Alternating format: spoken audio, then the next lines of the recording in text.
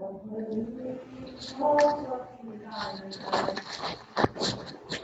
hello guys, and ngayon i-discuss ko yung module number 3 sa JAC 4. So ito is yung problem solving and reasoning.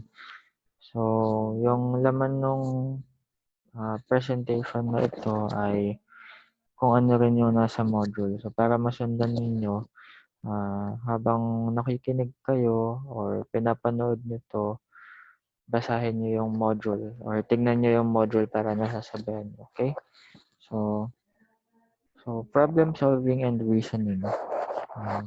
Alam naman natin na madalas na problem solving ang laman ng math. So, titingnan natin yung mga iba-ibang ways ng problem solving at kung paano tayo makapag-solve na mas organized. So, kahit yung mga simple na problems ay solve natin.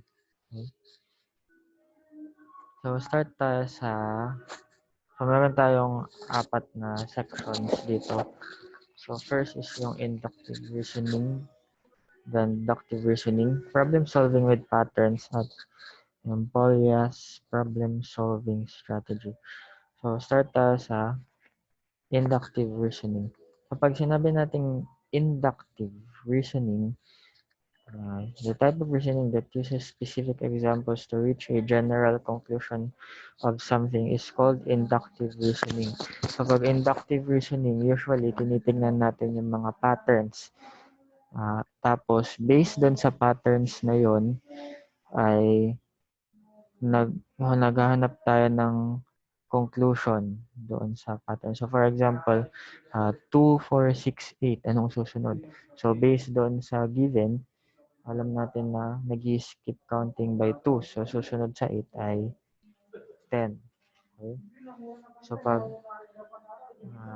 meron tayong conclusion na ginagamit or nakukuha using inductive reasoning, tinatawag natin tong conjecture or hypothesis or guess. So, pag sinabi natin conjecture, ito ay parang answer na pwedeng tama, pwedeng mali. So, parang hinuhulaan natin yung sagot kapag sa inductive reasoning. Okay? Ito yung example. Use inductive reasoning to predict the next number in each of the following lists. Okay? So, number 1, 5, 10, 15, 20, 25.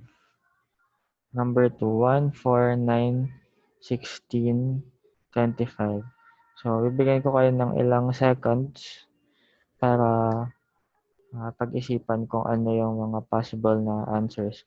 So, pwede nyong i-pause saglit yung video para makapag-isip kayo.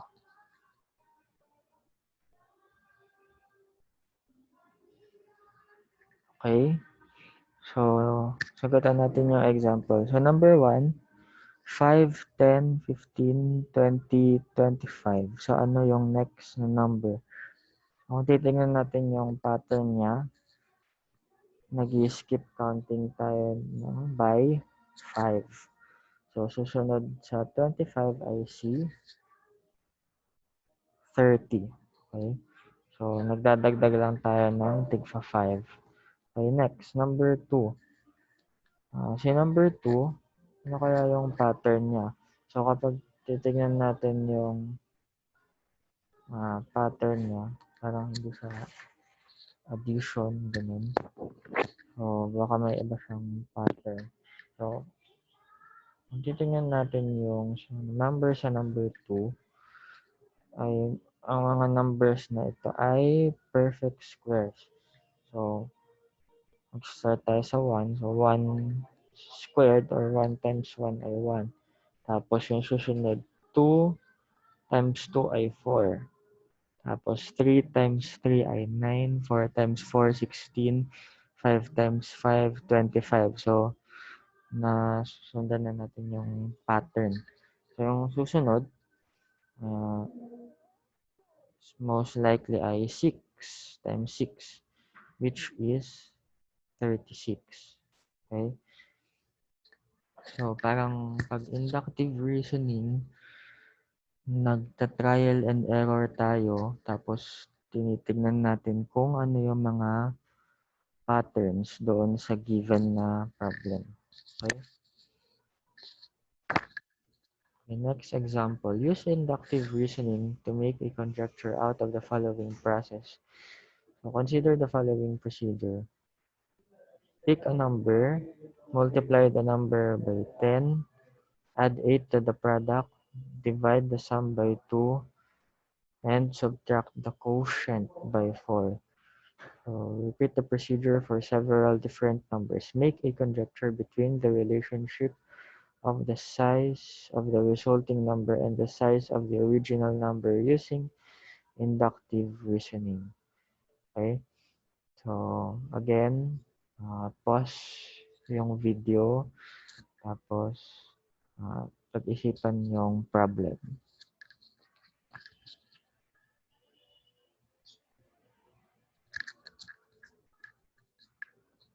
Okay? So, sagutan natin. So, first, kailangan nating sundan yung steps na binigay. Pick a number. So, kahit anong number, kunwari ang pipiliin ko ay 1. So, kahit anong number pwede yung gamitin. Mas maganda kapag uulit-ulitin niya siya ng mga maraming numbers. So, kunwari pinili ko ay 1. So, next na gagawin ko ay i-multiply ko yung 1 by 10. So, pinili ko dito ay 1. Next, yung number 1 times 10 ay 10. Next, add 8 to the product. So, yung sagot sa number 2, which is 10, dadagdagan ko ng 8. So, ito ay magiging 18. Next, si 18,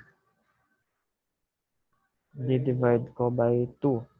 So, 18 divided by 2 equals 9. Then, si 9, babawasan ko ng 4. So, 9 minus 4 equals 5. So, galing doon sa 1, number 1, napunta tayo doon sa 5. Okay, try natin na isa pang number. Try natin 2. So, 2 times 10 ay 20. Then, 20 plus 8, 28. 28 divided by 2, 14.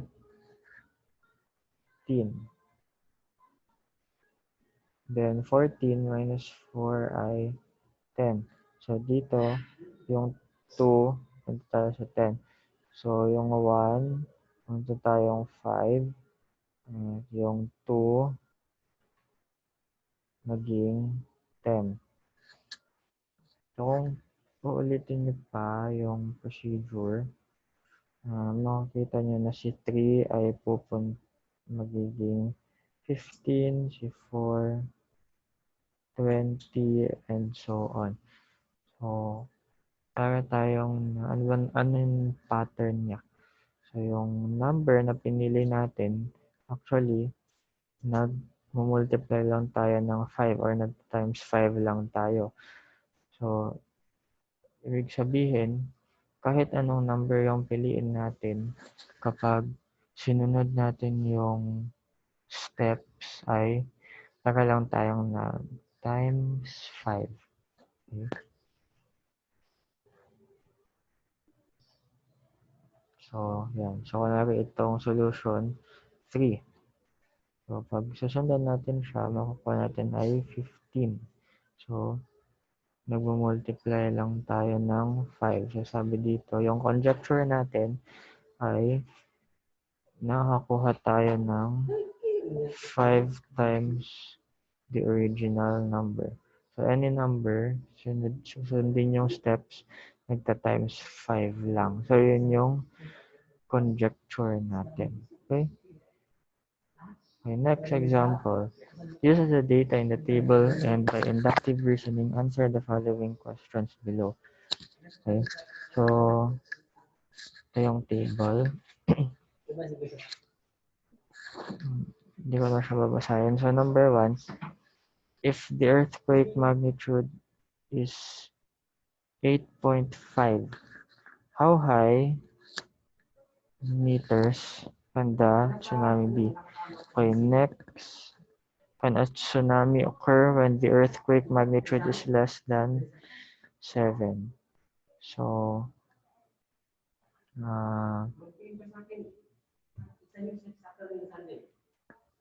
pause yung video, tapos isipin ng konti. Okay?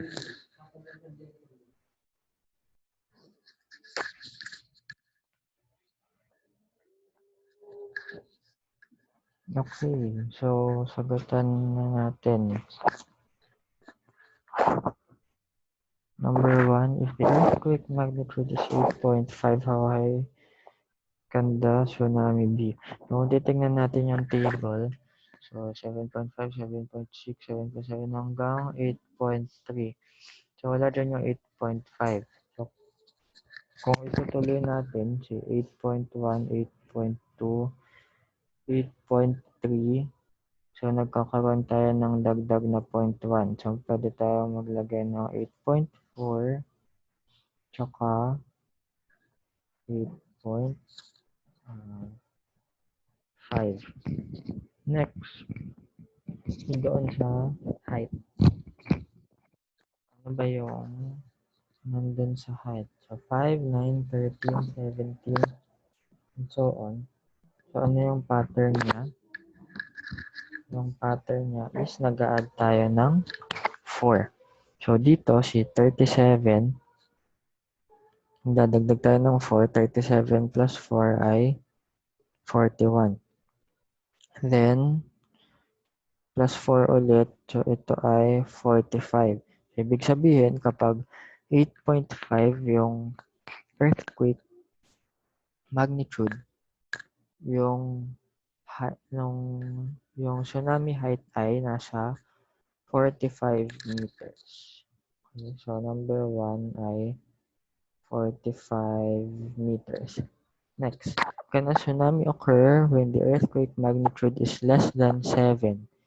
So, dito, 7.5. So, paatras tayo. Okay?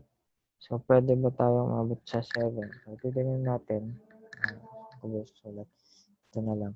7.4, 7.3, 7.2, 7.1, 7, 7.0.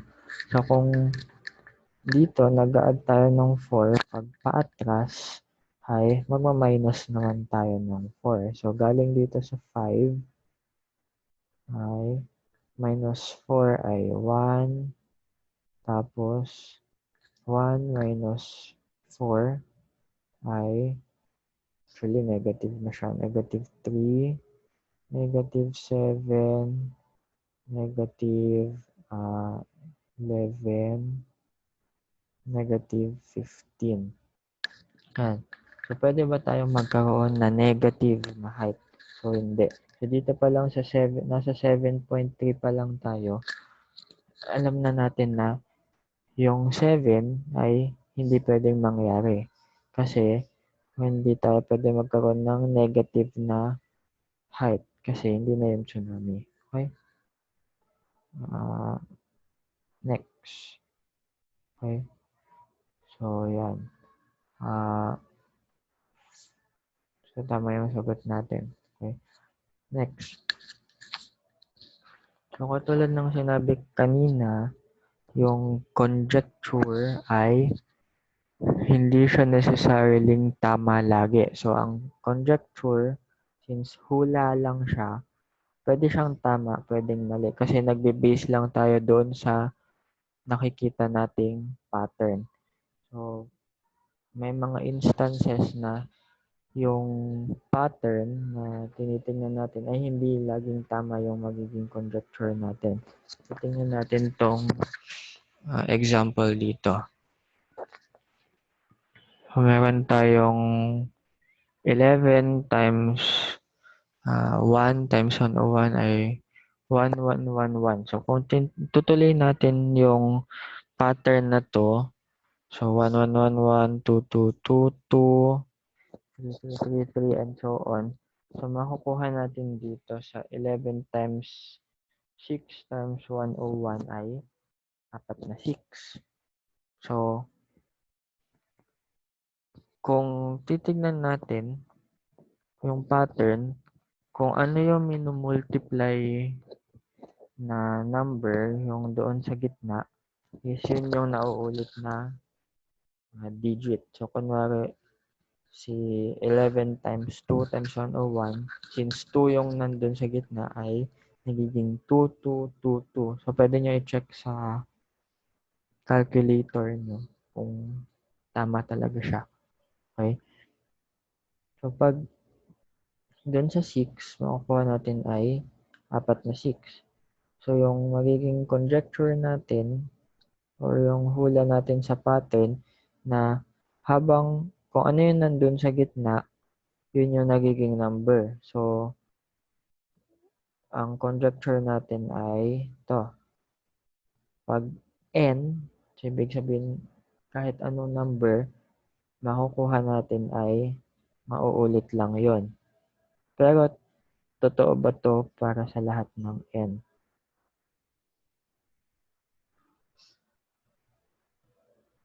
So, tingnan natin kapag n equals 10. So, pag n equals 10, hindi na siya nauulit. So, ang in-expect natin, kapag nag 11 times 10 times 101 tayo, makukuha natin ay 4 na 10. Pero, hindi yun yung nakuha natin. Iba yung nakuha natin, 11,0. So, 11,110. So, ibig sabihin yung conjecture natin ay hindi tama. Okay? So, pag meron tayong mahahanap na example na hindi tama yung conjecture, ito yung tinatawag natin na counter example. Ibig sabihin, yung counter example ay isang example na nagdi-disprove nung statement or nung conjecture.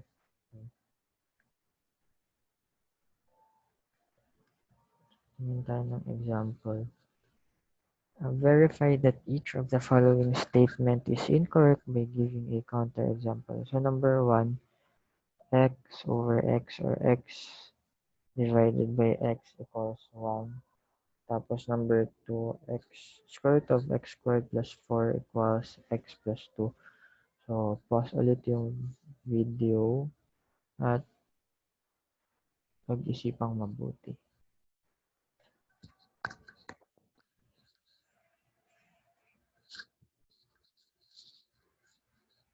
Okay. Number 1, x over x equals 1. So, parang sinasabi niya dito na pag yung number, dinivide mo sa sarili niya, ay makukuha mo ay 1. So, 1 divided by 1 ay 1. 2 divided by 2 ay 2. 3 divided by 3 ay, sorry. 2 divided by 2 ay 1. 3 divided by 3 ay 1. So, meron ba tayong mahahanap na counter example? So, tignan natin si 0 over 0. Pag 0 yung x, kapag kinuha natin yung 0 divided by 0 ay si 0 divided by 0 ay undefined. Ibig sabihin, wala siyang value. Kasi hindi tayo pwedeng mag-divide ng 0. Okay? Hindi tayo pwedeng mag-divide ng 0 kaya hindi magiging 1 yung 0 over 0. Ibig sabihin, yung x over x equals 1 ay hindi laging totoo. Okay? Next, number 2. Kapag ginamit natin naman si 0 kay number 2, so number 2, kapag ginamit natin si 0, so 0 squared plus 4 equals 0 plus 2. So dito sa square root, so square root of 4 equals 2. So ang square root of 4 ay 2. Okay? So baka itanong nyo, sir, yung square root pwede siyang positive or negative. Kapag sa problem, ang general rule is kapag given na yung square root sa problem, automatic na yung positive root lang yung kukunin.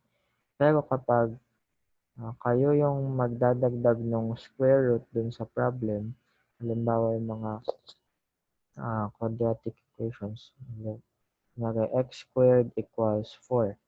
Kung yan yung given, tapos kayo yung magdadagdag ng square root, kailangan nyo ilagay siya na positive or negative. Pero kapag given na yung square root na symbol sa given, kailangan nyo lang kunin ay yung positive na root.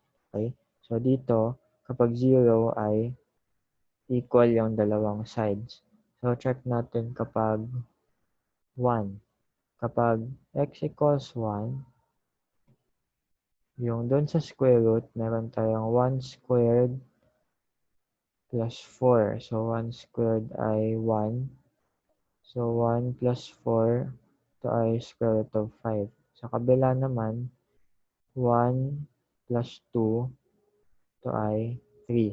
So yung square root of 5 at 3 ay hindi equal. So pwede natin gamitin na counter example si x equals 1. Ibig sabihin, yung square root of x squared plus 4 equals x plus 2 ay hindi siya laging totoo. Okay? So kapag counter example yung hinahanap, kahit isang counter example lang, kahit anong counter example ay okay na yon. So next, punta tayo sa deductive reasoning. So tapos na tayo sa inductive reasoning, which is yung nagbibigay tayo ng parang guess or hula.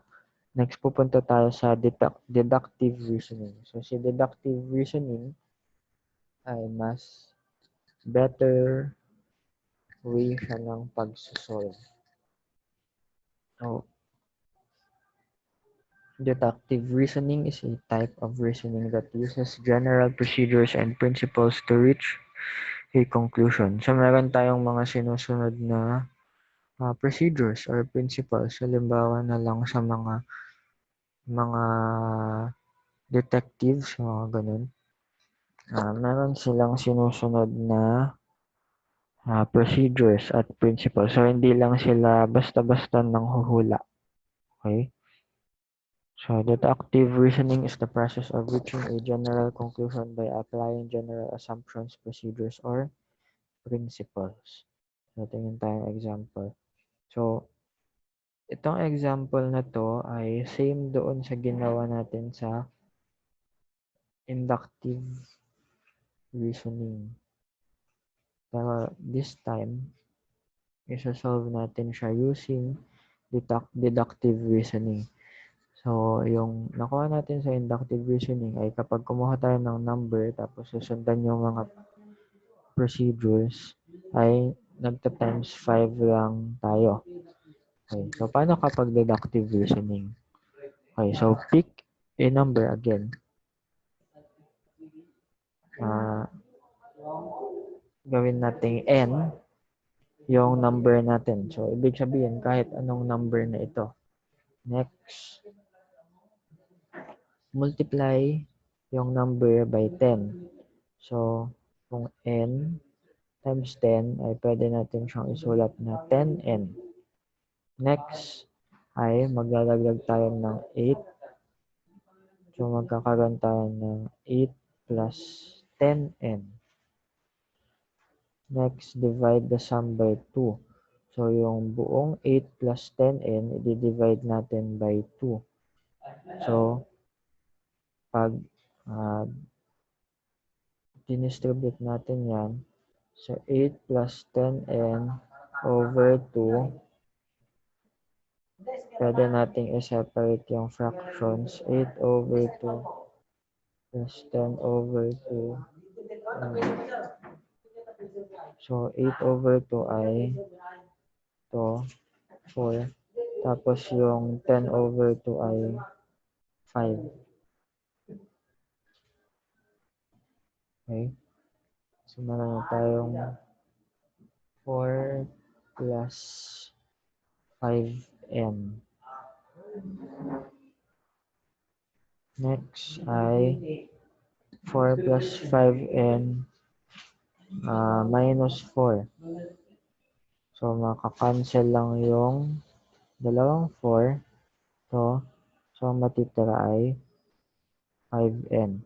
So, ibig sabihin, parang bumalik lang din, parang parehas lang din yung sagot natin dun sa una. So, after ng n, napunta tayo sa 5n. So, kahit anong number, pag sinunod yung procedure ay magta-times 5 lang. Okay? So, ibig sabihin yung conjecture natin doon sa inductive reasoning ay tama. Okay? So, pag deductive reasoning,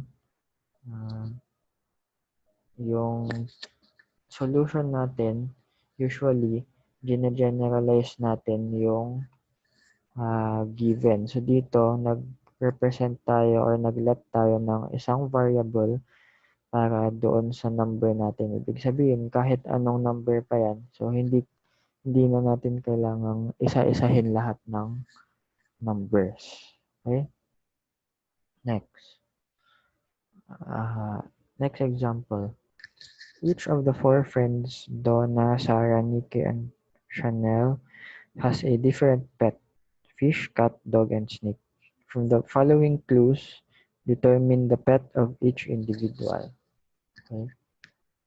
So, yan yung clues natin. Meron tayong 3 clue. At paki-pause ulit yung video para makapag-isip ng gagawin.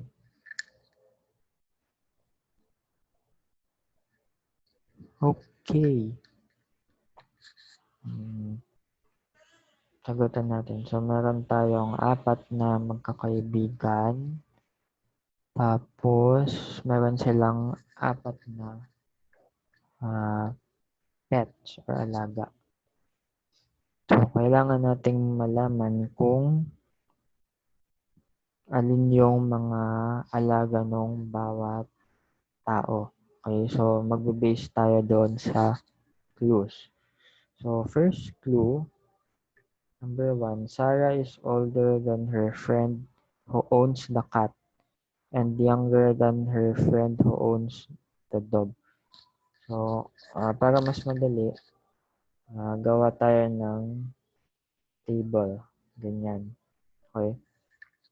Ang sabi dun sa clue number 1, balikan natin. Sarah is older than her friend who owns the cat and younger than her friend who owns the dog. So, ano sinasabi dyan? Si Sarah ay mas matanda sa kaibigan niya na nag-aalaga ng pusa at mas bata doon sa nag-aalaga ng aso. Ibig sabihin, si Sarah, hindi sa kanya yung cat or yung dog. Kasi nga, doon sa kaibigan niya. So, sure tayo na hindi sa kanya yung cat at dog. So, doon sa table, lalagyan natin ng X or dito sa example, x1 yung nilagay niya kasi based siya dun sa clue number 1, kaya merong 1. Or pwede nyo rin namang ilagay na x lang. Pero para mas matandaan nyo bakit, kung saan nanggaling yung x na yun, ilagay nyo yung number nung clue para alam nyo na galing doon yung reason. Okay? So dito alam natin na si Sarah, hindi sa kanya yung cat, dog. So yun yung sinasabi ng clue number 1. Clue number 2. Nikki and her friend who owns the snake are both of the same age and are the youngest members of their group. So number 2, Nikki and her friend who owns the snake. So dito pa lang, alam na natin na hindi kay Nikki yung snake. Okay? So,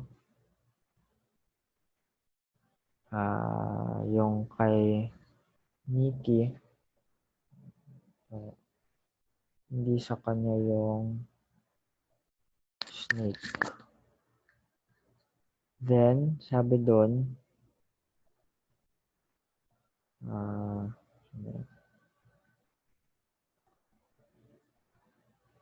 sabi doon sa clue 2, youngest member si Nikki.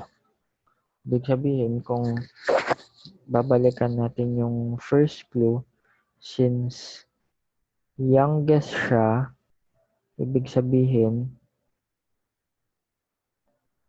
hindi pwedeng maging mas matanda siya kay Sarah.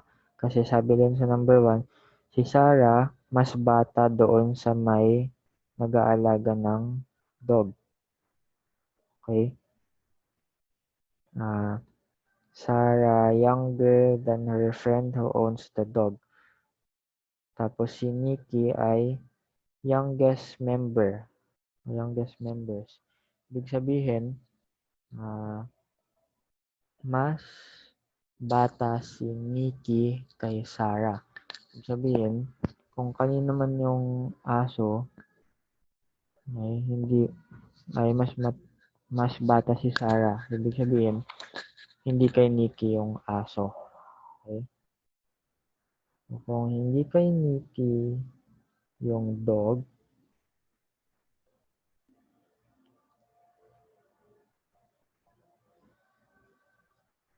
so meron tayong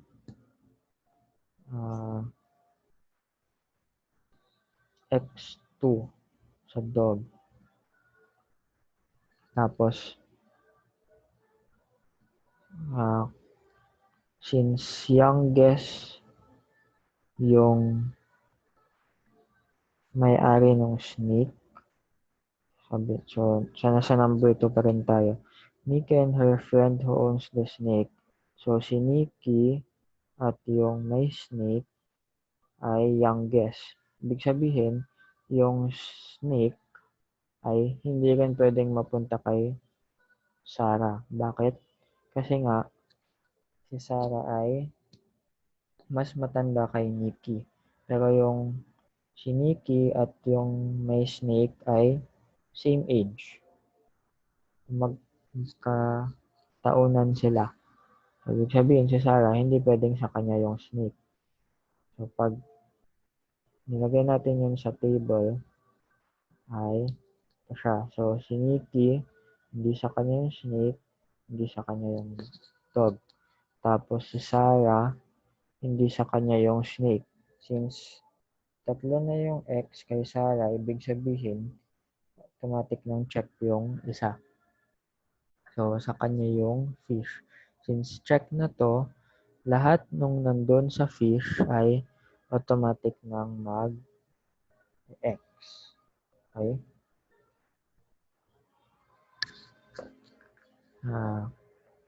Kapag hindi nyo masyadong nasusundan, pwede nyong balikan yung sa video, pwede nyong balikan yung mga clues So dito, okay na tayo dun sa kay Sarah at yung fish. Okay. So actually dito, since tatlo na din yung ex nung kay Nikki, pwede na nating i-check itong cat. Tapos, ex na din tong dalawa. So, ang problema na lang natin, yung kay Donna at Chanel, kung kanino yung dog at kanino yung snake. Okay? So, gagamitin natin ngayon yung pangatlong clue. Donna is older than her friend who owns the fish. So, mas matanda si Donna doon sa nag-aalaga ng isda, ng fish. So, alam na natin na si Sarah yung nag-aalaga ng fish. So, kung mas matanda si Donna kay Sarah at ibig sabihin, mas bata si Sarah kay Donna. Tama? So, ibig sabihin, dun sa clue 1, Sarah, mas bata siya dun sa kung kanino yung dog. Ibig sabihin, yung dog ay kay Donna. Kasi mas matanda si Donna kay Sarah. Kasi dalawa lang naman yung pwedeng mangyari doon. Ang hindi na lang natin alam ay yung dog, tapos yung snake. Sabi sa clue 1, mas bata si Sarah doon sa nag-aalaga ng aso. Tapos doon sa clue 3, mas matanda si Donna doon sa may isda. Since alam na natin na yung may isda ay si Sarah, ibig sabihin, mas matanda si Donna, mas bata si Sarah. So, ibig sabihin, kay Donna yung dog. So, then, automatic na yung snake yung natira ay kay Chanel. So, ito yung kompletong table. Okay? So, medyo madami tayong dinaanan na process. Pero susundan lang natin yung mga clue. So, eventually, makukuha natin yung sagot. So, pwede nyo i-check yung sagot. Balikan nyo yung mga clues kung tama yung mga sinasabi. So, for example, yung clue 1, Sarah is older than her friend who owns the cat at younger than her friend who owns the dog. So, mas matanda ba talaga si Sarah doon sa may cat? Kanino yung cat kay Nikki? Sabi doon sa 2, si Nikki ay youngest member. So, tama. So, check nyo na lang yung check nyo na lang yung mga ibang clues. So, based doon sa table. Okay? Next. Problem solving with patterns. So, sa problem solving with patterns, makikita natin dito yung nandun sa first module ninyo, which is yung Fibonacci sequence. So, for yun, tingnan muna natin, ano yung sequence? A sequence is an ordered list of numbers. The numbers separated by commas are called the terms of the sequence. Okay? So, yung Fibonacci sequence, nakita na natin na yung first 6 terms na ay 1, 1, 2, 3, 5, 8. So, kapag gagamit tayo ng symbols para sa Fibonacci, so, gamitin natin si F sub n. So, yung una, pag n equals 1, so F sub 1 ay 1. Next, n equals 2, F sub 2 ay 1 pa rin. Kasi yung sa Fibonacci sequence natin ay 1, 1 yung una. Yung pangatlo, n equals 3, f sub 3 ay 2. So, n equals 4, f sub 4 ay 3. So, n equals 5, 5, n equals 6 ay 8. So, kung itutuloy natin siya, pag sinulat natin siya ng sequence, so, pwede natin siyang isulat na 1, 1, 2, 3, 5, 8, ellipsis, tapos f sub n. So, yung 3 dots or ellipsis, ibig sabihin nun, tuloy-tuloy yung sequence natin. So, infinite sequence. Si Fibonacci sequence. Okay? So, paano natin makukuha yung f sub n or yung nth term? So, in general, ano yung nth term ng Fibonacci sequence? So, kung titignan natin, so si f sub 2 at si f sub 1 ay parehas. Parehas silang 1. Next, si f sub 3, which is 2, ay makukuha natin kapag inad natin si f sub 2 at si f sub 1, which is 1 plus 1, so 2. Si f sub 4, makukuha natin pag inad natin si f sub 3 at si f sub 2. So, tuloy-tuloy yung pattern. So, yung pattern natin dito, makukuha natin yung nth term kapag inad natin yung mga terms, yung dalawang terms bago sa kanya. So, kung nth term yung hinahanap natin, i-add natin yung pang n minus 1 at n minus 2 for n greater than or equal to 3. Kasi pag n equals 2, parehas lang siya sa n equals 1. Okay? So, halimbawa, kapag hinahanap natin si f sub 10, kailangan natin ay si f sub 9 at si f sub 8. Kung hinahanap natin ay f sub 20, kailangan natin si f sub 19 at si f sub 18. Okay? So, yun yung pattern natin sa Fibonacci. So, yan yung formal definition ng Fibonacci numbers. Si f sub 1 at si f sub 2 ay equal kay 1. Then, pag equal to 3 na yung n or greater, ay susundan na natin yung pattern natin. So, f sub n equals f sub n minus 1 plus f sub n minus 2. Okay?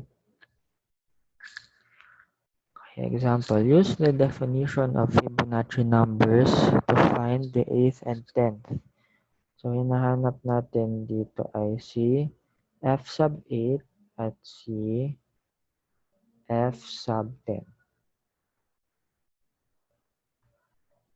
So, si f sub 8, makukuha natin kapag kinuha natin si f sub 7 plus f sub 6. So, since ano na ba yung numbers natin? So, meron na tayong 6. So, alam na natin yung f sub 1 hanggang f sub 6.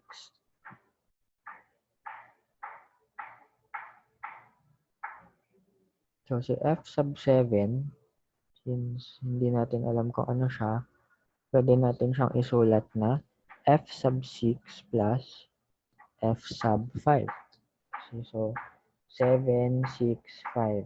So, 8, 7, 6. So, next, si f sub 6 ay 8. Si f sub 5 ay 5. So, tingnan nyo yung mga given na Fibonacci numbers. Tapos, i-add lang natin to 8 plus 5 plus 8. So, 8 plus 5 is 13 plus 8 ay 21. So, si f sub 8 ay 21. Next, si f sub 10, same procedure. f sub 9 plus f sub 8. So dito alam na natin yung f sub 8 which is 21. Si f sub 9 ay hindi pa. So pwede natin ulit siyang hatiin na since 9 siya, kukunin natin yung 8 at 7. Yan. So, pwede rin na diretsuhin nyo na yung solution kapag alam nyo yung mga numbers na kung yung f sub 9, kung alam nyo na kung ano yung f sub 9, kahit hindi nyo na siya isulat na nakahati. So, para mas diretso yung solution. Pero kung hindi nyo kabisado kung ano yung numbers, pwede nyo siyang hati-hatiin para mas maliliit yung numbers. Parehas lang yung makukuha ninyong sagot. Okay. So, same lang din sa una. So, 21 si f sub 8, tapos si f sub 7 ay 13.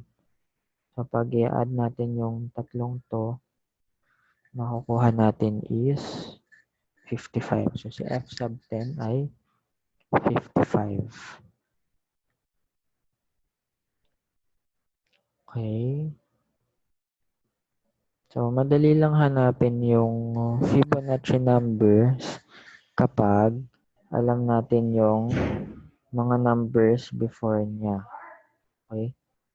So, halimbawa, hanapin natin si f sub 20.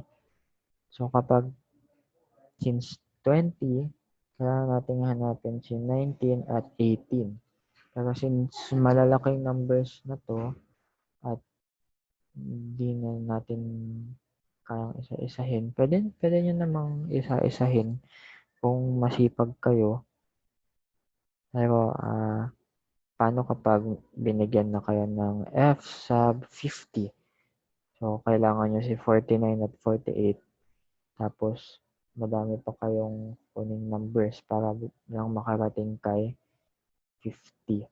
Okay, so, noong 1543, si Jacques Binet, so ang basa nila dito ay Binet kasi French ata siya. Basta something na nasa Europe. So, si Binet ay meron siyang nakuhang formula para hanapin ang nth Fibonacci number. So, ibig sabihin, kahit anong Fibonacci number, kahit yung 50th, 100th, kahit 200 pa yan na Fibonacci number, pwede natin makuha gamit yung formula niya. So, ito yung tinatawag nila na Binet's formula. So, f sub n equals 1 over square root of 5 times 1 plus square root of 5 over 2 raised to n minus 1 minus square root of 5 over 2 raised to n. So, itong Binet's formula, usually calculator na ang gamit dito kasi malalaking numbers talaga yung lumilitaw kapag gamit natin yung formula. So, check natin. Kapag ano ba yung mga alam natin na numbers?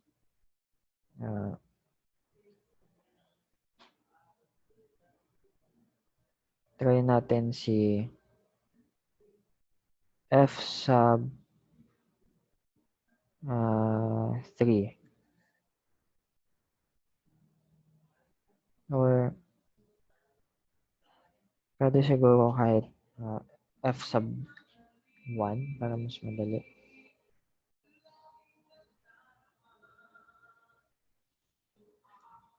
Si f sub 1, pag pinalitan natin yung n ng 1, 1, so dapat ang makukuha natin dito ay 1, tama? Kasi f sub 1 natin ay 1. So, pwede kayong gumamit ng calculator para i-check yung kahit yung sa mga maliliit na numbers. So, pag f sub 1, papalitan nyo lang yung n ng 1. So, kung f sub 2, papalitan nyo ng yung n ng 2. Kapag gamit nyo ay scientific calculator, mas madali. Kasi pwede nyo nang ilagay lahat ng numbers ng minsanan. Pero kapag hindi scientific yung calculator ninyo, okay lang din. Pero siguraduhin nyo na step by step ninyong kinukuha. So, try natin siya. Use Binet's formula and the calculator to find the 20th and 50th Fibonacci number. So, f sub 20, so, pinalitan lang natin yung n ng 20. So, raised to 20 na yan. So, hindi na kaya yan ng mano-mano. So, kailangan nyo talaga ng calculator. Okay. So, si f sub 20 ay makukuha na 6765. So, kung gusto nyo i-check, gamit kayo ng calculator or since f sub 20, pwede nyong kunin yung gamit yung una nating diniscuss na pagkuha ng Fibonacci numbers. So, 20, kunin nyo yung 19, 18, ganun. Nasa, ano na ba yung nakuha natin? Umabot na tayo ng 10, f sub 10.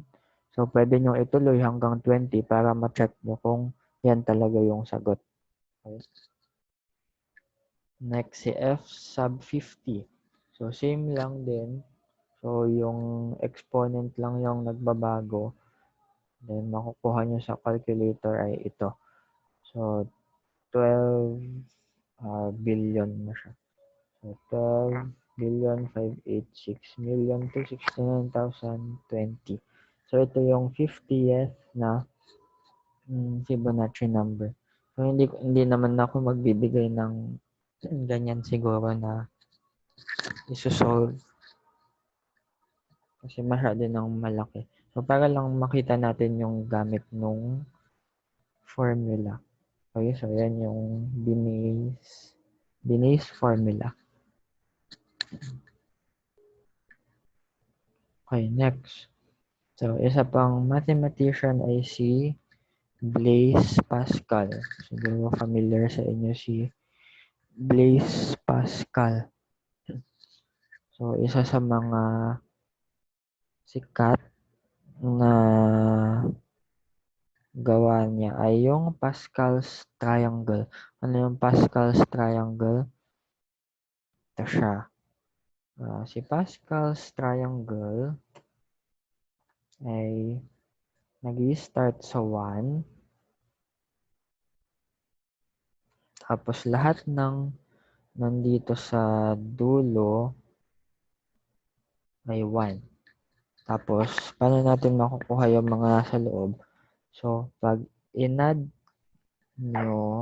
natin yung nasa taas niyang dalawa, makukuha natin yung next na number. So, dito, 1 at 1, 2. So, yung susunod din, ayan siya, 1 plus 2, 3. Ito ay 2 plus 1, 3. So, makukuha natin yung mga nasa loob ng triangle kapag inad natin yung dalawang nasa tuktok. So, automatic na yung mga gilid ay 1. Yung sa loob, nakukuha pag inad yung mga yan. Okay? So, yan yung Pascal's triangle. So, bakit siya sikat? Sa algebra, ginagamit yung Pascal's triangle. Halimbawa, si x plus y cube, pag in-expand, actually, tingnan tayo mas sandali. Sabihin natin, x plus y squared. So, x plus y squared ay x squared plus 2x plus y squared. So, kung titignan natin yung coefficients, ibig sabihin yung number sa tabi ng variables. So, dito, pag walang nakasulat na number, understood na 1 yung nandyan. So, ito ay 1, 2, 1. Si x plus y cube ay 1, 3, 3, 1. Okay? So, yan. 1, 3, 3, 1. So, pag binalikan natin yung Pascal's triangle, saan si 1, 2, 1? Yan. 1, 2, 1. 1, 3, 3, 1. So, dito si x plus y squared, x plus y cube, and so on. Ibig sabihin, sa Pascal's triangle, makukuha natin yung mga uh, numerical coefficients ng kahit anong expansion ng x plus y raised to n.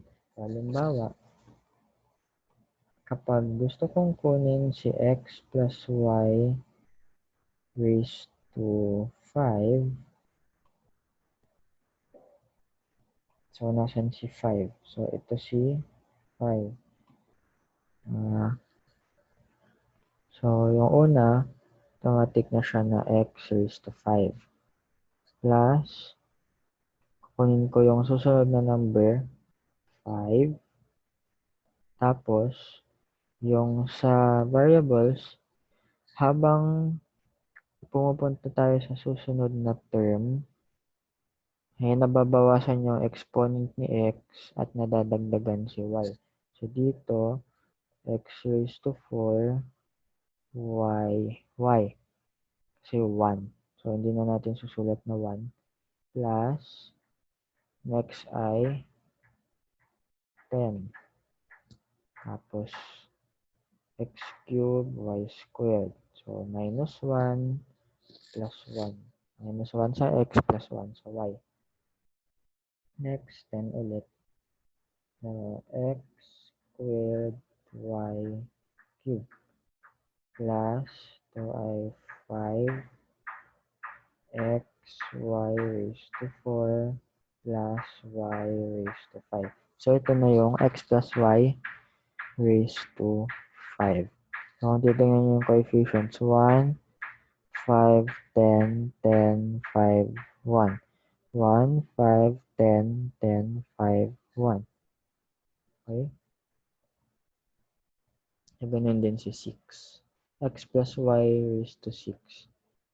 So, 1, 6, 15, 20, 15, 6, 1. So, 1, 1, 6, 15, 20, 15, 6, 1. Tapos yung variables, nababawasan lang yung x, nadadagdagan si y. So, habang nababawasan si x, nadadagdagan si y. Okay? Pwede nyo pang i-try. Okay. Next, so Pascal's triangle pa rin tayo. So, kapag in-add natin yung horizontal entries, ano yung horizontal entries? Ito.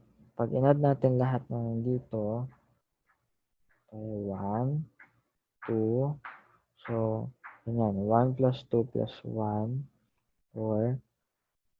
So, kapag in-add natin yan, ito ay 8.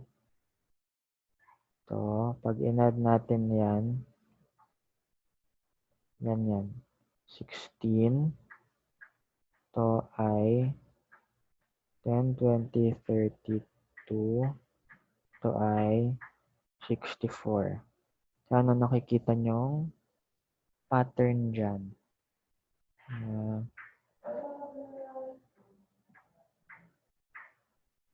So, yung pattern niya dito, kapag ina-add natin, actually si 4 ay 2 times 2. Si 8 ay 2 times 2 times 2. So, ito ay 2 squared, 2 cubed, ito ay 2 raised to 4, 2 raised to 5, 2 raised to 6 and so on. So, yung pattern niya dito, pag n, nakukuha natin yung sum na 2 raised to n. Okay? So, kapag nasa row 10 tayo, kukunin lang natin si 2 raised to 10. Yun yung magiging sagot dyan.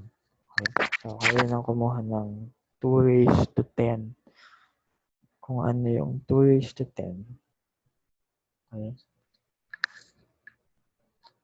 Next. So, Pascal's triangle pa rin.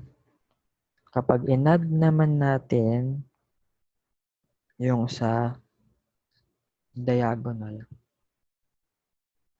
makukuha naman natin ay yung sa Fibonacci sequence.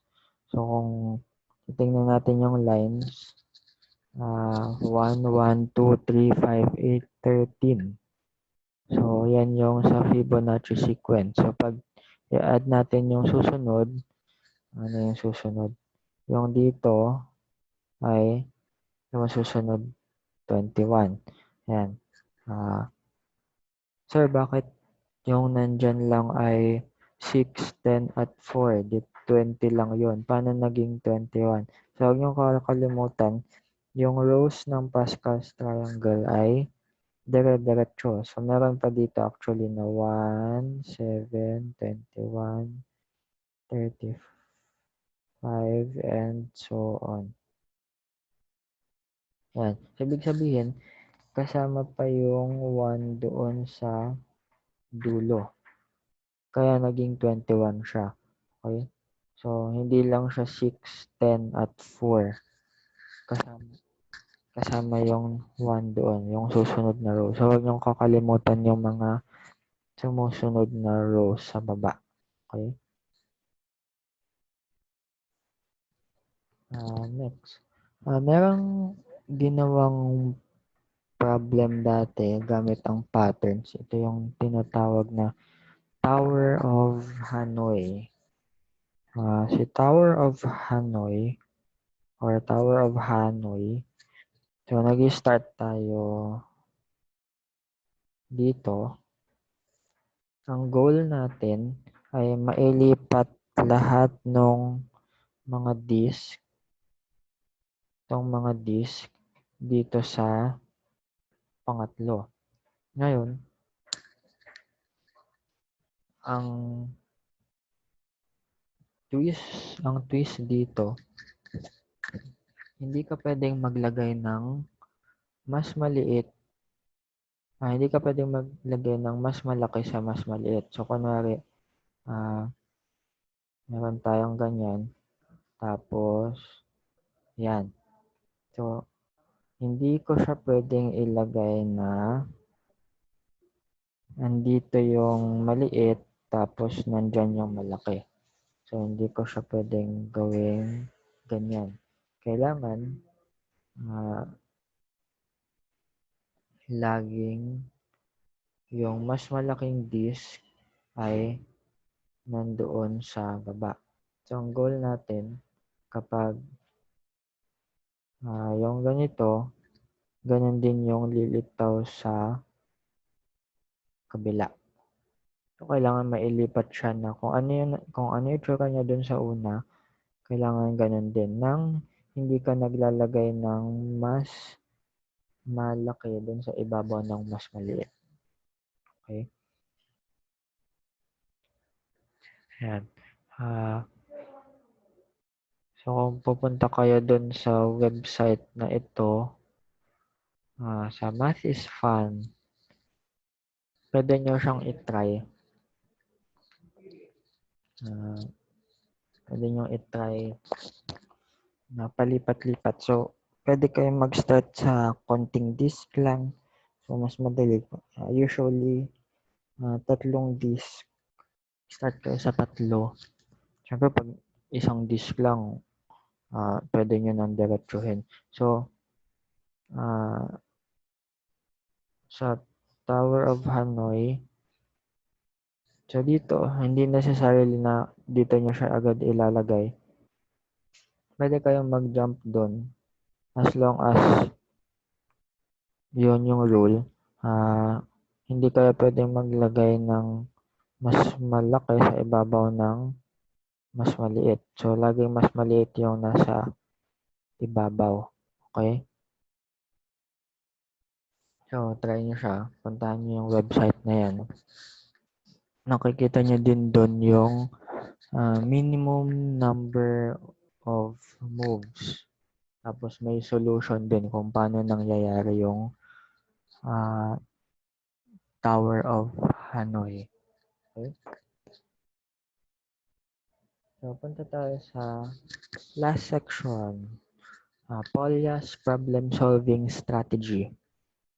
So, dito makikita natin yung steps ng problem-solving. So, si Polya, meron siyang ginawa na steps, 4 na steps sa pagsosolve ng problem-solving. Usually, ginagamit nila to sa mga textbooks ng mga elementary. Ewan ko sa high school kung meron pa. So, kung maalala nyo, meron tayong mga ask the problem, what is given, what is the solution, what is the answer. Parang ganun lang din siya. So, dito, first is understand the problem. Yun nga, ano yung tinatanong sa problem? Number 2, devise a plan. So, paano mo isosolve yung problem?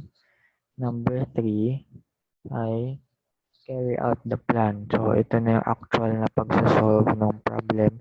At number 4, review the solution or i-check kung yung answer ay tama. So, first, understand the problem. So, hindi mo masasolve yung problem kung hindi mo alam kung ano yung sinasabi niya. Okay? So laging una ay kailangan naiintindihan nyo yung given na problem before nyo siyang i-solve. So ano yung hinahanap sa problem? Tungkol saan yung problem? So mga ganong tanong. Usually pag since English yung ginagamit na textbook or nasa module, isang way para maintindihan nyo yung problem ay itagalog nyo yung problem. Okay? Next, devise a plan. So, kailangan pag naintindihan nyo na yung problem, alam nyo na kung ano yung hinahanap sa problem. Next ay paano natin isosolve yung problem. So, marami tayong ways. So, number 1 is pwedeng maghahanap tayo ng pattern. Pwede tayong magsulat ng table, pwedeng i-list, pwedeng may equation, or kahit huhulaan lang yung sagot tapos i-check. Pwede lahat nung solutions na yon as long as tama yung sagot. So, ibig sabihin sa isang problem, pwedeng hindi lang iisa yung solution. Okay? So, carry out the plan. So, yun nga. Ito na yung actual na nagsosolve ka. So, habang nagsosolve kayo, pwedeng mas makahanap kayo ng mas madaling way sa pagsosolve. So, tapos, yung last is review. So, tama ba yung answer ko? Paano ma-check kung tama yung answer? So, pwede nyong balikan yung problem, tapos check nyo kung yun yung sagot, mag-fit ba siya doon sa problem.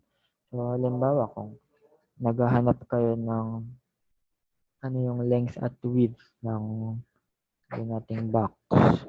So, pag nakuha nyo ay negative, automatic ng mali yun kasi hindi naman pwede magkaroon ng negative na length, negative na width, or negative na dimensions ng box. So, Mga ganong tanong. So, may sense ba yung sagot? Okay? Na-try natin. Sa example, the GSW basketball team won 3 out of their last 6 games. In how many different orders could they have attained 3 wins and 3 losses in 6 games? Okay? So, pause yung video. Isiping mabuti kung ano yung sinasabi ng problem.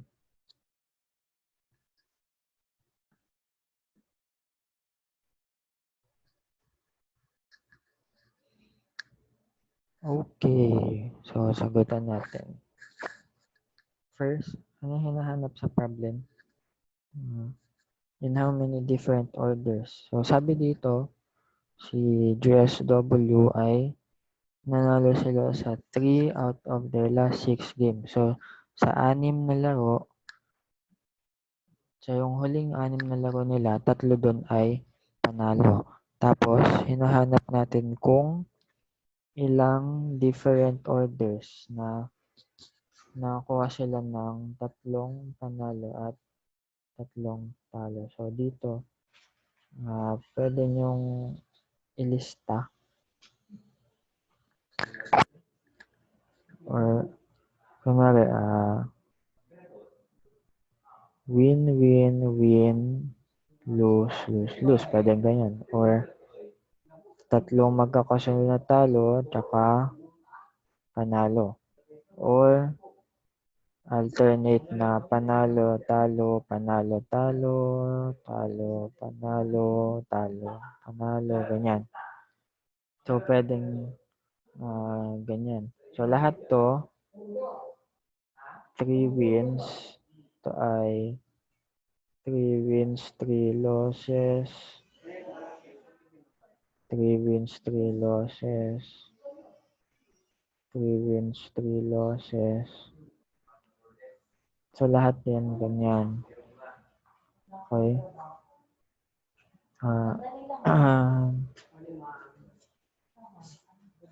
So, kailangan makuha natin lahat ng possible na combinations na merong 3 wins at 3 losses. Okay?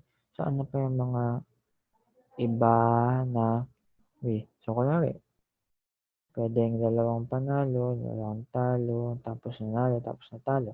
3 wins, 3 losses pa rin yan. So, kailangan mahanap natin lahat. Okay? So, yan. So, understand the problem. So, yan na yung in-explain ko. Pwedeng ganyan. So, kailangan natin mahanap lahat ng orders or ways.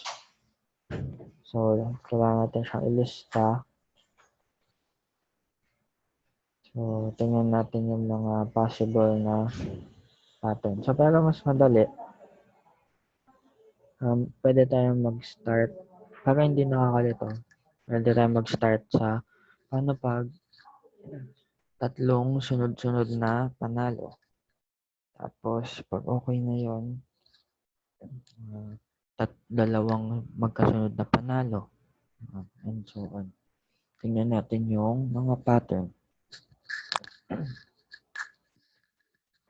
So, makikita nyo dyan na meron tayong 16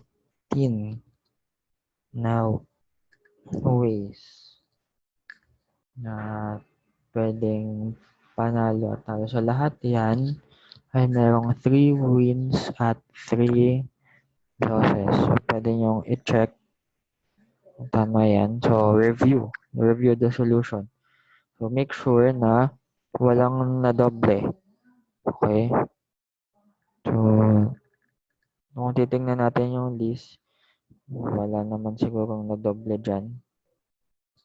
So, meron tayong 16 na different ways or different orders na yung sa 6 games ay 3 yung panalo. Okay? Okay, next. Next example.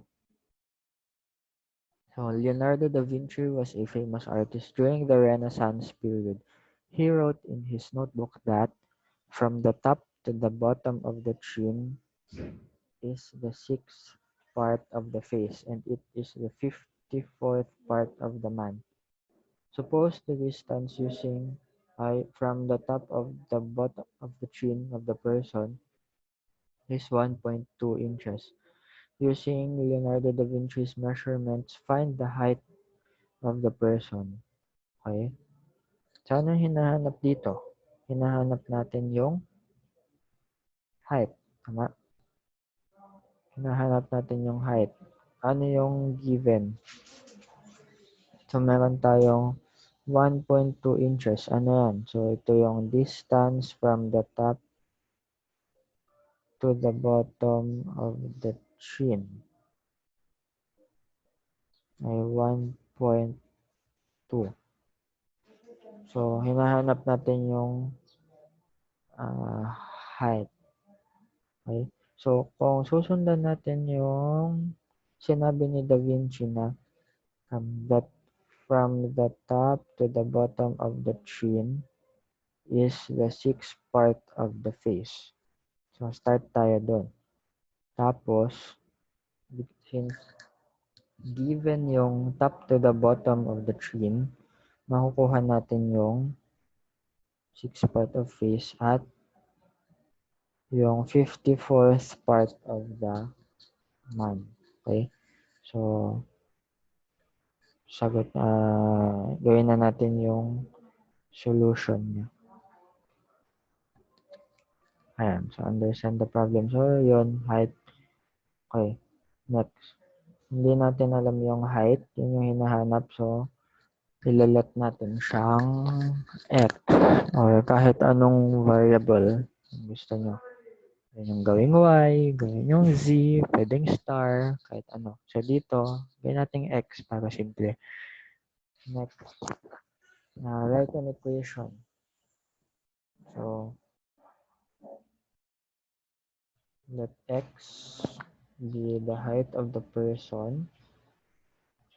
Yung equation natin, 1.54x equals 1.2. So, paano natin nakuha yung 1.54x equals 1.2? So, sabi dito, from the top to the bottom of the chin is the sixth part of the face at 54th part of the man. Ibig sabihin, yung top to bottom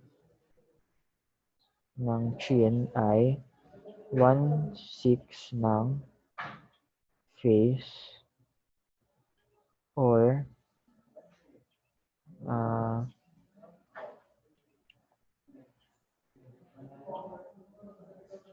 pwede din siyang 54th part. So, 1/54 part of the man. So, dito, yung part of the man, ito yung height. So, height, gawin natin x. So, yung top to bottom natin ay 1.2. So, 1.2 equal siya din sa 1/54x. So, actually, hindi na natin kinailangan yung sixth part of the face. Kasi, ang kailangan lang naman natin ay yung para sa height at yung measurement nung sa chin. Okay? So, ibig sabihin sa mga problems, hindi lahat ng given dun ay kailangan. Hindi lahat ng assumptions ay kailangan. Basta ma-solve mo yung kung ano yung hinahanap, yun lang yung kailangan mo, yun lang yung gamitin mo. Okay? So, 1.54x equals 1.2 cross multiply. So, 54 times 1.2 nakukuha natin ay 64.8 inches. Or, pag pinonvert nyo, 5.4 feet. Okay? So, ibig sabihin, 5.4 feet tall yung tao kapag yung top to bottom ng chin niya ay 1.2 inches. So, pwede nyo i-check. Yung 5.4 ba na height at yung 1.2 ay nagko-coincide. So, pag hanap nyo, dapat since inches yung 1.2, so si 64.8. Kapag kinuha nyo si 64.8, kapag dinivide nyo siya ng 54, dapat babalik kayo sa 1.2. Okay? Next. An agency charge 15,000 pesos for a 3-day and 2-night tour in Macau and 20,000 for the same tour with a side trip to Hong Kong. 10 persons joined the trip, which enabled them to collect 170,000. How many tourists made a side trip to Hong Kong?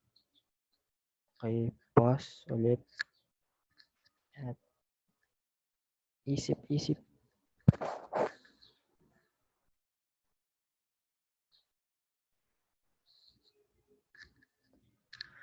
Okay. So, dito, ano yung hinahanap natin? Hinahanap natin kung ilan yung tourists na nag-side trip sa Hong Kong. So, breakdown natin yung problem. So, merong 15,000 for 3-day and 2-night tour in Macau.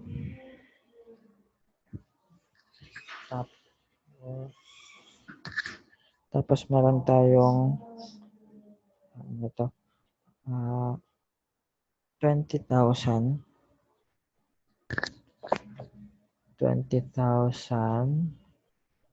same tour pero may side trip to Hong Kong. Ibig sabihin, kapag 3 days, 2 nights ka sa Macau, 15,000. Kapag gusto mo may side trip sa Hong Kong, 20,000. Okay? Next, may 10 tao na sumama doon.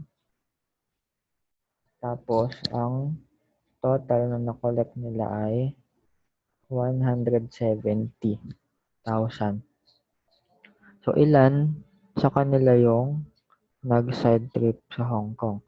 So, kailangan nating malaman dun sa 10 na sumama, ilan yung pumunta ng Hong Kong. Ilan yung nagbayad ng 20,000. Okay?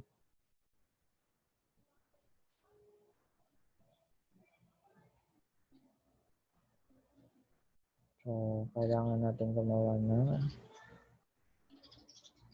equation. So, yan. So, yan ang explanation kanina. Ilan yung nag-side trip sa Hong Kong, ilan yung nasa Macau lang. Ang hinahanap natin ay yung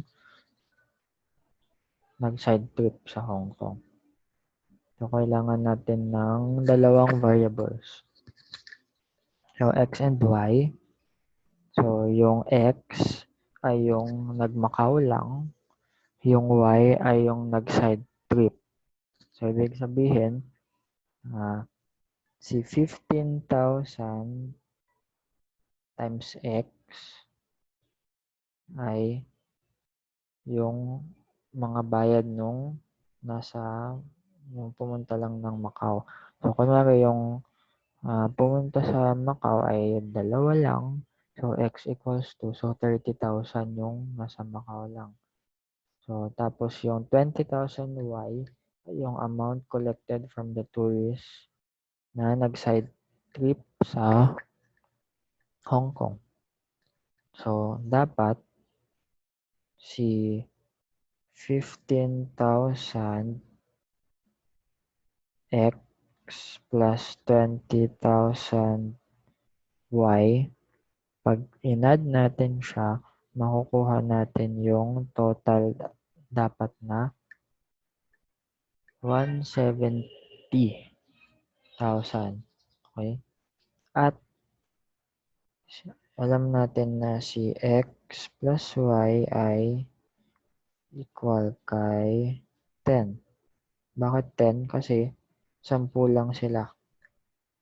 Okay? So, meron tayong dalawang gagamiting equations para ma-solve yung problem. Yan.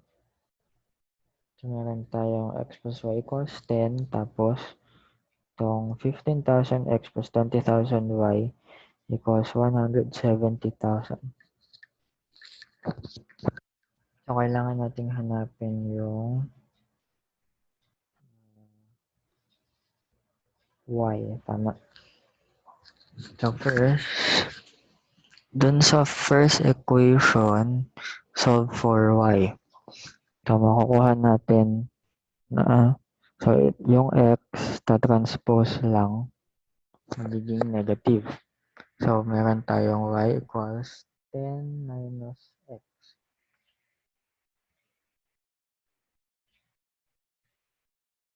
So, yung 10 minus x, isa-substitute natin siya dun sa equation 2. So, kung maalala nyo, ito ay 15,000 x plus 20,000 y equals 170,000. Kasi y ay magiging 10 minus x. Tapos, distribute, ito ay 200,000 minus 20,000 x. Tapos, i-add natin yung mga magkakasamang terms. So, 15,000 minus 20,000 ay negative 5,000. Tapos, lilipat natin yung 200,000 since positive siya. Kapag lumipat siya doon, magiging negative. Kaya nagkaroon tayo ng 170,000 minus 200,000, which is 30. Negative 30,000. Then, magdi-divide tayo dito ng negative 5,000. So, ganun din dito. Negative 5,000. Makukuha natin si x equals 6. Tapos, since x equals 6,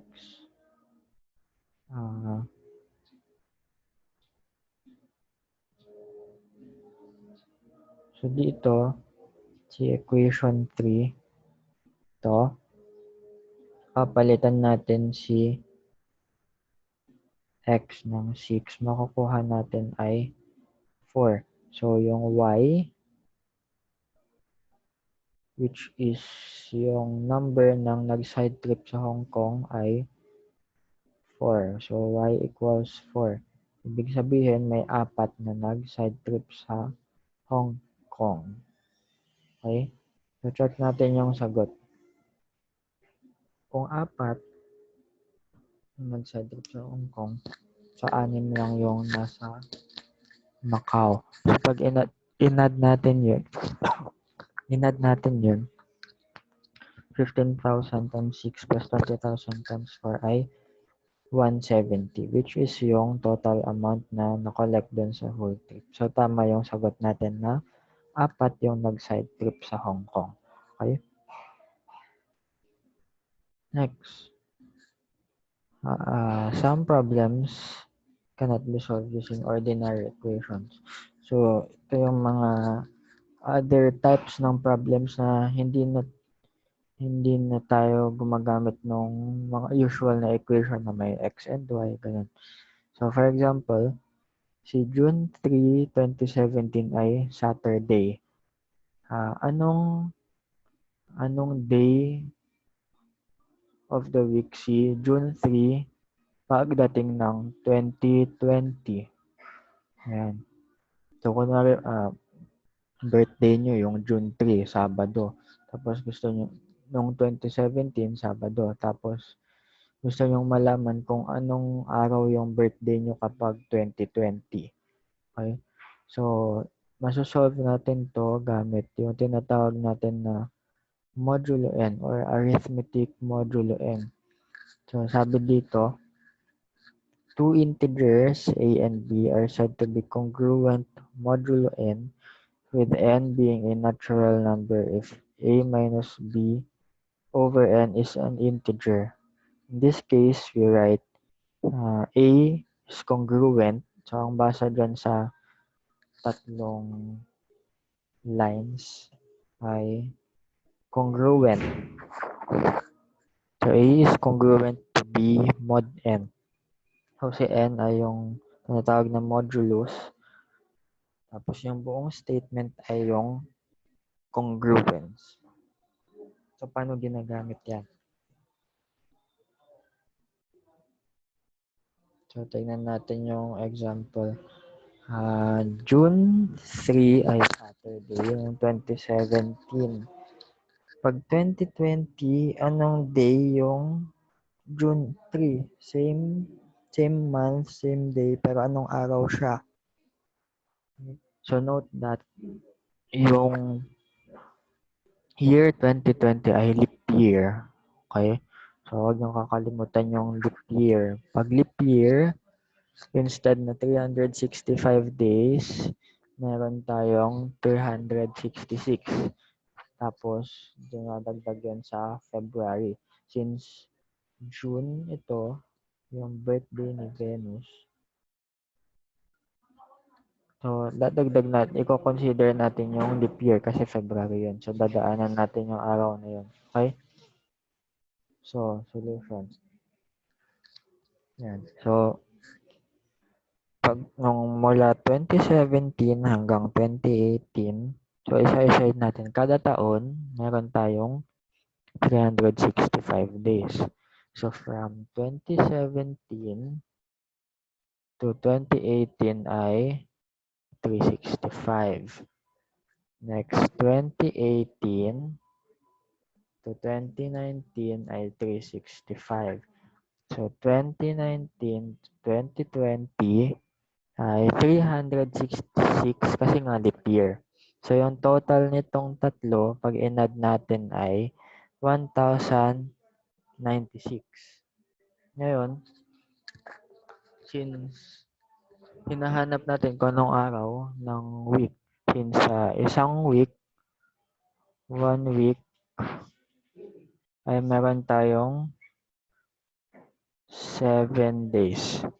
So, si 1,096 na days, i-divide natin siya into 7.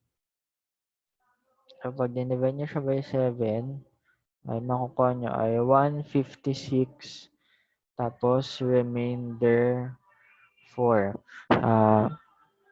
Mas maganda kapag gagamit kayo ng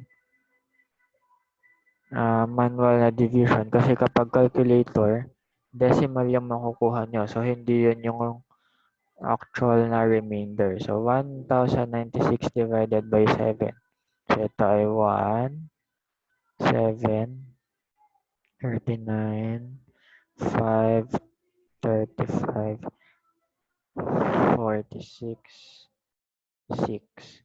So, 42, 4. So, remainder natin ay 4. Okay? Since may remainder 4 tayo, pwede natin siyang isulat na 1,096 is congruent to 4 mod 7. Bakit 7 ulit? Kasi nga, 7 days. So, hinahati natin siya sa week. Ibig sabihin kasi, kunwari, yung June 3, sabihin natin, yung isang araw ay, ngayon ay Sunday. Kapag Sunday, after 7 days, Sunday lang ulit. Ibig sabihin, pagkatapos ng 1 week, or 7 days, so ulit lang tayo ng araw. Kaya dinivide natin siya by 7 kasi alam natin na babalik lang tayo sa original na day. So kung Sunday, after 1 week, Sunday lang din. Kaya divided by 7. Yan. Okay. So, dito, since yung 1096 ay may remainder na 4, ibig sabihin, yung day natin na June 3, 2017 ay, di ba Saturday yon? So, dadagdagan natin siya ng 4. So, madadagdagan tayo ng 4 na days. So, after ng Saturday, meron tayong Sunday, Monday, Tuesday, Wednesday. So, ibig sabihin, si June 3, 2020 ay Wednesday. Okay? So, pwede nyo i-check yung kalendaryo ninyo kung tama. Pero tama yan. Okay? So, ganyan gamitin yung module congruence, modulo n. So, usually ginagamit yan kapag hinahanap natin kung anong araw yung ganitong date. So, check nyo yung number of days. Huwag nyo kalilimutan ang leap year. So, ang leap year ay every 4 years. So, 2020, 2024, ganun. So, paano nyo malalaman kung leap year ang isang taon? So, kunwari si 2020, pag madidivide nyo siya by 4 ng sakto na walang remainder. So, ito ay 5, 20, so 2, 0. Kapag madidivide nyo yung year na saktong walang remainder, so 0, ay leap year siya. So, pwede nyo try 2020, 2016, 2012. Ibig sabihin, ang susunod na leap year natin ay 2024. Yan, so, every 4 years. Okay. So, dyan nagtatapos ang ating video lecture. Kung meron kayong mga katanungan, i-comment nyo na lang or i-message nyo ako. Kung may mga hindi kayo naintindihan na explanation, ay explain ko ulit. Okay? So, yung sa regarding sa exam, yung prelim exam ay ang coverage niya ay modules 1 and 2 lang. Okay? So, yung module 3 ay sa midterm to. So, unahin nyo munang sagutin siguro yung yung exam bago nyo sagutan yung module 3. Okay? Ayan. So, good luck sa pagsagot. Mag-aral kayong mabuti. And kita-kit sa susunod na meeting natin. Bye!